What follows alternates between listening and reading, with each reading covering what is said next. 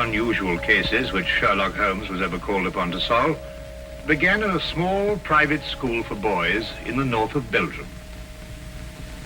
The boys' dormitory at 4 in the morning, lighted by a full moon, looked quiet and peaceful.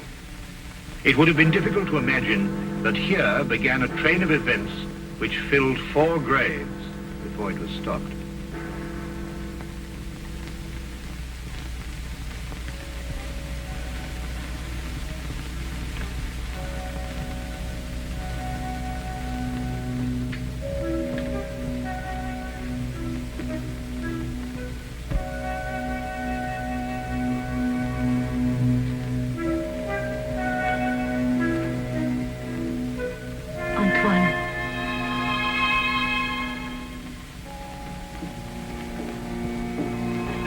Anton.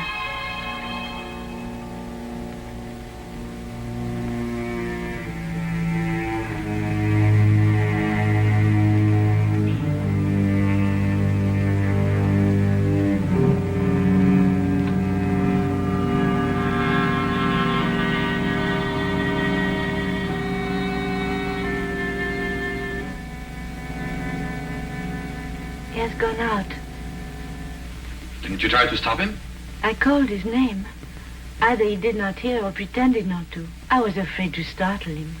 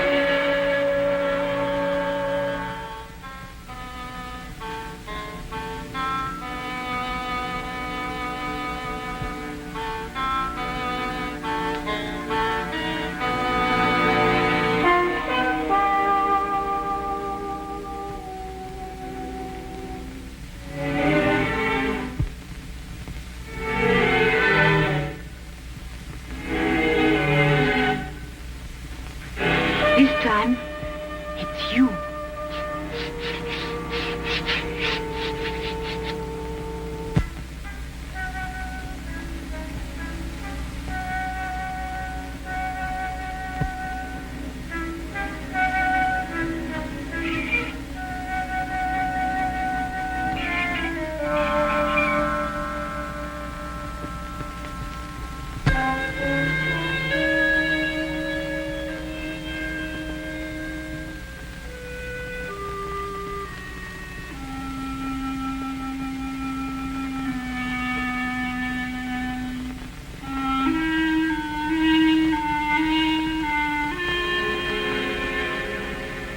Monsieur Caron, is there nothing wrong? No. Nothing, Antoine. Go back to sleep. What are you going to do? The police? It will be the end of my career. Should have to close the school. Send the boy away? Would that stop it? I suppose not. It's horrible. 3 deaths in 3 months. Each one foretold by the writing on the church steps. I still think the police... No.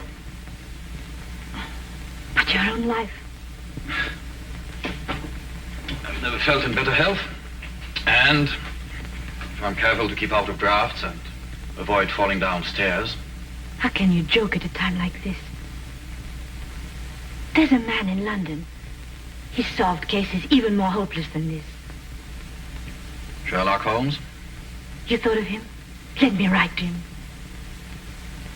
And ask him to do what? To come here, investigate. Find out who is responsible for those deaths and how a schoolboy can tell in advance who is next to die. And have the school invaded?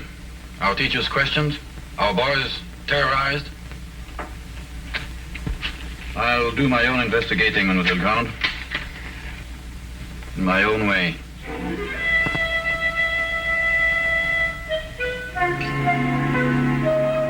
Some weeks later, a letter arrived at Baker Street.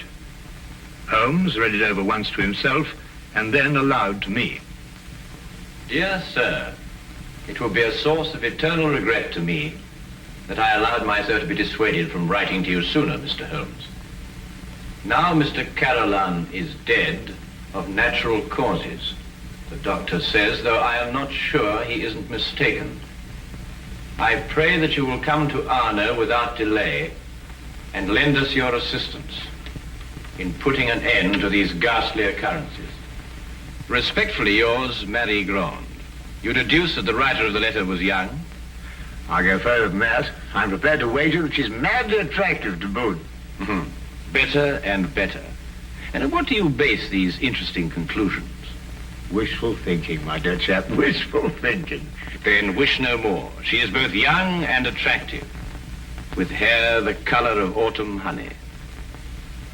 Oh, did you read that between the lines? No. This came with the letter. Uh-huh. A lovely color, you'll admit, Watson. And from a beautiful young woman at that.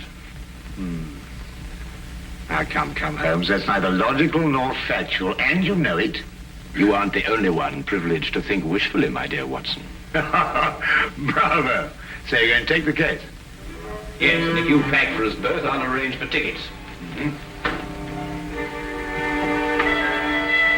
The boat train took us to Dover. By mid-morning the following day, Holmes and I were sitting in the headmaster's study at the Arno School in the presence of Mademoiselle Marie Grande, who was indeed extremely attractive, with hair the exact shade of autumn honey. Then you're quite sure you've told me everything, Mademoiselle Grande? There is only the matter of the old woman, but I don't think it's important. Well, let me be the judge of that, mademoiselle. Her name is Madame Soulet. She's a harmless, feeble-minded woman who sells charms and love philters for the ignorant. Some have called her a witch. I see. And what is her part in this affair? She admits she went to see those whose names were written on the church steps and offered to sell them some charms against the evil omen. That's most interesting. Did any of the other victims purchase these charms? I can only speak for Monsieur Carolin. He did not. And what about the others? Were they persons of wealth? No. Two were quite poor. The third one moderately well off. We have no really wealthy people here in Arno, Mr. Holmes. Except, of course, the Count de Passevant. You know the Count? No, indeed. I only happened to pass a carriage on the way boasting his coat of arms. However, I should like to have a word with this Madame Soulet, if that can be arranged. You have only to go to her house. It's on the edge of town, on the North Road.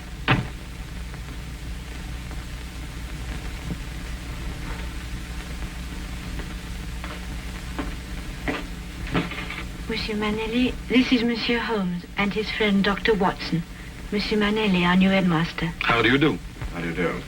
Now that you're here, Mr. Holmes, we have hopes at last of getting to the bottom of this terrible affair. Thank you, sir. I can only hope to do my best. Mademoiselle Grande has given you all the facts? All the facts at her command. Perhaps you can supply some additional ones. I am sorry, no.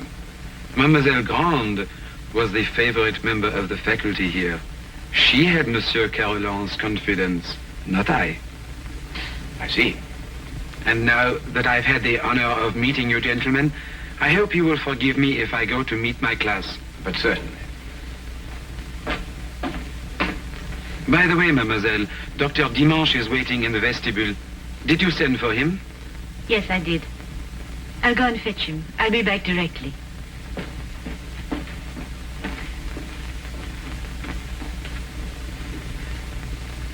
But the boy, Holmes, the boy, you haven't asked to see the boy. The boy can wait, Watson. Yes, but why? Surely he's the most significant part of it. No. Because he did the writing on the church steps. Why, yes. Well, I suppose in that case you'd say that the chalk also had significance. No, that was just an instrument. Precisely, my dear Watson. Precisely.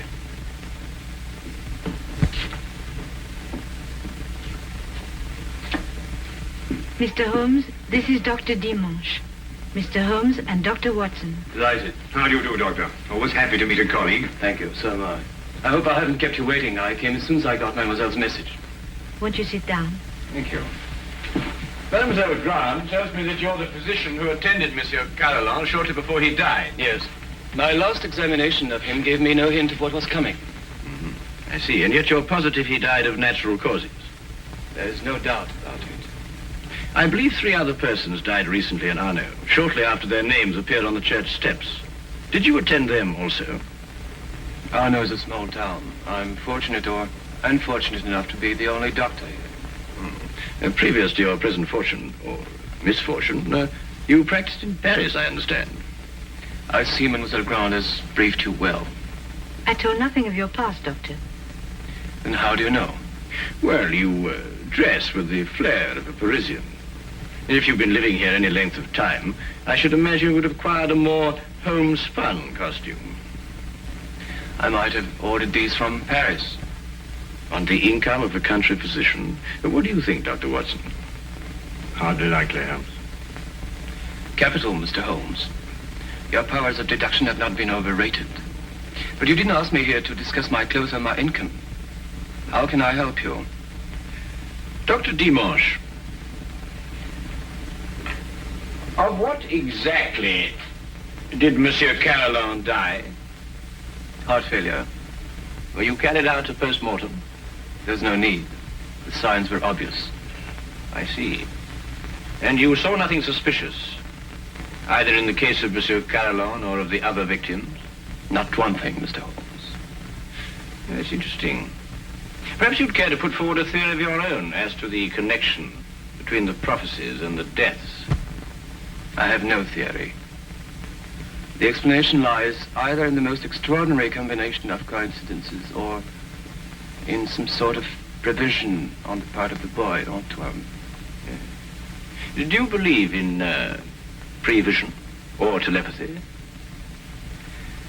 Years ago, my professor at Salpêtrière did suggest there might be something in it. For myself, I don't know. I neither affirm nor deny. Then I believe you can tell me nothing more for the present, Dr. Dimanche. Don't hesitate to call on me again. Now I must go back to my surgery. I may have a patient waiting. You never can tell. I'll be here early tomorrow afternoon for the monthly examination, mademoiselle.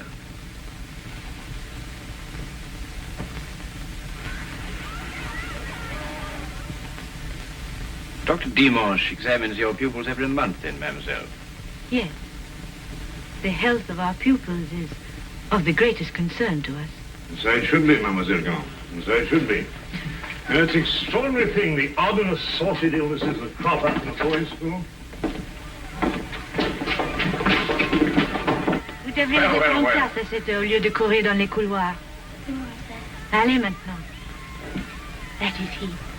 So that's the boy who on 4 separate occasions was able to foretell the death of a citizen of Arno. Well, there must be some logical explanation for it. There is, Watson, there is. Holmes, do you know how it was done? Yes, that part was simple. Our main difficulty will come when we try to prevent the 5th murder.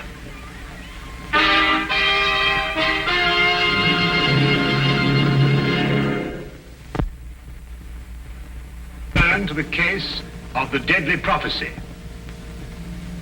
The church on whose steps the deadly prophecies were written stood less than 100 yards from the school. I had supposed that Holmes, with his usual attention to detail, would want to examine it thoroughly, but once again he surprised me. He did not stop. And I had a fair guess that perhaps he wanted to have a little talk with a certain Madame Soulet. Come in. Madame Soulet? Come in, come in. I was expecting you. I thought you would be. Sit down. Thank you. Do you know why I've come to see you? For help, naturally. Score one to her, Holmes. Let's call it information. Trifling bits of information such as how came the boy by his deadly prophecies? Whose hand was it made them come true? Suppose we start with a bit even more trifling. You offered charms to the victims. But how did you know who they were before they were struck down? There were no announcements made. If the Englishman will cross my palm with English gold, You'll tell me? I will give the Englishman a filter, warranted to make him see so clearly and think so lucidly that all mysteries will be revealed to him. Each is as potent as the belief of the one who buys and uses it. If those four had bought instead of turning me away, who knows? But they did turn you away. And now all are dead. May I sell you a filter, sir? It will guard you against harm. Come, Watson.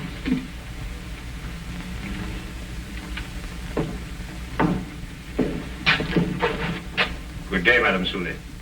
You are a wise man. You say little and listen well. Good day to you, sir.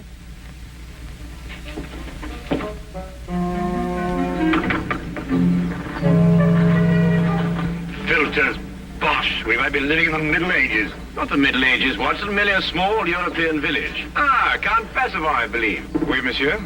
How do you know? I saw you in your carriage, sir. Ah, are you enjoying your stay in our village, Mr. Holmes? Do you know me, Count? I saw you from my carriage. Ah, bravo, Count. As you say in France, touché. May I introduce my very good friend, Dr. Watson? Enchanté, docteur. How do you do, sir?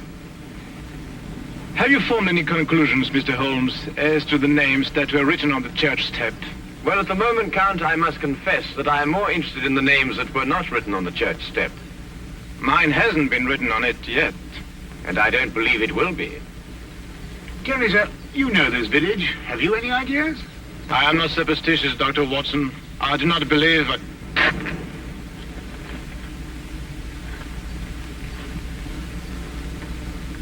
You're not superstitious, Count? Madame Soulet's filter, at least, can do no harm. Good day, monsieur. Good day. There were a few points about this case which Holmes thought could best be cleared up in Paris. He had asked me to go alone as the following night there would be a full moon, and he wanted to stay in Arno to be on hand just in case.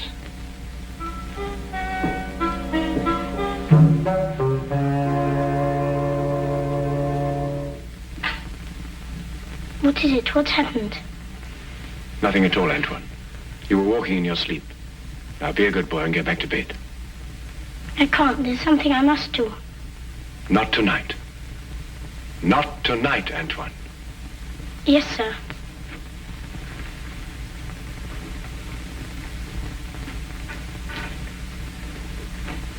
What does it mean? It means that nothing further will happen tonight. Sleep well, Mademoiselle Grand.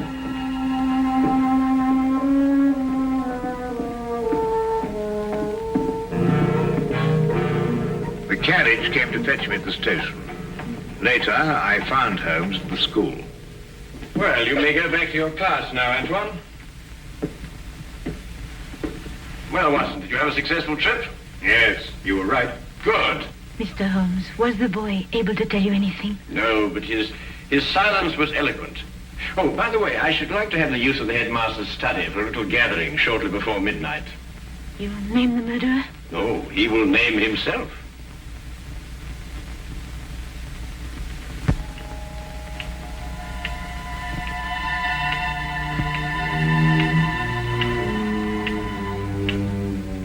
It's almost midnight, Mr. Holmes. Must we wait much longer? Ah, good evening, Count. I think you all know Count Percival. Count, you met Dr. Watson in front of Madame Soulet's cottage. Would you be so good as to take that chair, Count? I expect you're all wondering why you've been invited here at such a late hour this evening. Well, we are concerned with the murder of Monsieur Carillon and of 3 other citizens of Arno before him. Mr. Holmes, sure they died natural death. I happen to believe that they were murdered. Now, the question is, with what motive? Profit? But these were ordinary people of modest means. The murderer could scarcely hope to enrich himself at the cost of their lives. Now, a thought occurred to me, and I decided to go and see Count Percival and ask him if his life had been threatened too. It has been. And this is the feature of the case that most intrigues me. Blackmail has often been the prelude to murder, but here, for the first time, murder became the prelude to blackmail. What was demanded of you, Count? 100,000 francs. And if you didn't pay? My name was next to appear on the church steps. So you see, extortion was the motive from the first. And to that end, an atmosphere of terror was built up by means of 4 successive murders. It would take a man of superhuman courage to resist. But, Mr. Holmes, the names were written by one of our pupils. What possible connection could an 8-year-old boy have with such a scheme? Yes, Anton. Just an unwitting tool. Of whom?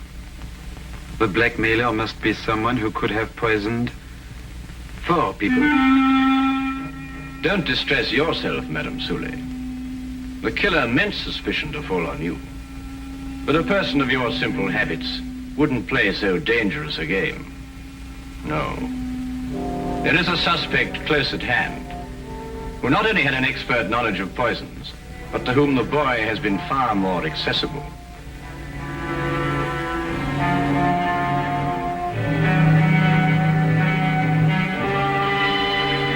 Accessible regularly once a month. This suspect was once a pupil of Dr. Charcot, who lectured on hypnotism at Salpêtrière Hospital in Paris. It would have been as easy for him to send Antoine on his monthly errands as to wind up a mechanical toy. Dr. Watson. Yes? Yesterday in Paris, you made certain inquiries into the character and education of this suspect. What did you discover? I discovered that he was a spendthrift and a wastrel who had quit Paris in order to escape his creditors. It's a lie. Calm yourself, Dr. Dimanche. I, too, have dabbled in hypnotism. This morning, Antoine and I had a little talk. I suggested that he come down here at midnight and point out the person who instructed him to write on the church steps. The person he was instructed not to remember when out of the hypnotic trance.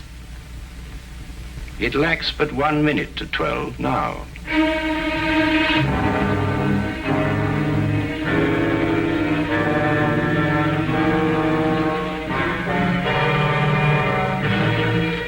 Stay where you are, all of you. Don't be a fool, Doctor. When I visited your office this afternoon to look over your stock of drugs, I took the very ordinary precaution of emptying the cartridges from your gun.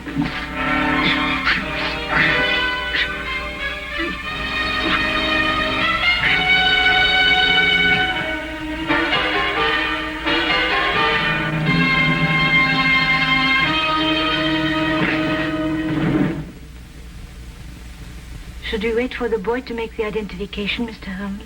Mademoiselle, Mr. Holmes's deductions are always completely truthful and completely accurate. But the methods by which he achieves these ends are not always so straightforward. He said that he'd hypnotized the little boy to have him come here tonight at midnight. How did you know it was a bluff? You also said that the gun was unloaded. Oh.